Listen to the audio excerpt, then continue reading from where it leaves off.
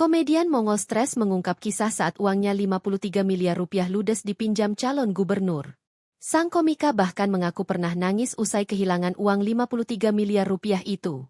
Penyebabnya, uang yang dipinjam seorang calon gubernur itu tak dikembalikan. Meski sempat nangis karena rugi, Mongol justru mengaku bersyukur. Ia juga sudah merelakan kejadian tersebut. Dikatakan Mongol, ia bersyukur bahwa calon gubernur yang pinjam uangnya ditangkap Komisi Pemberantasan Korupsi, KPK. Menurut Mongol Stres, dirinya sempat mendapatkan sertifikat tanah sebagai jaminan. Namun, sertifikat tersebut tak pernah bisa balik nama lantaran sang peminjam sudah lebih dulu divonis bersalah hingga dimiskinkan. Waktu gua kehilangan 53 miliar itu, gua nangis kayak anak kecil di dalam kamar, ucap Mongol. Meski mengalami kerugian besar, Mongol memilih untuk tidak dendam. Mongol justru menilai masih banyak hal baik dalam hidupnya.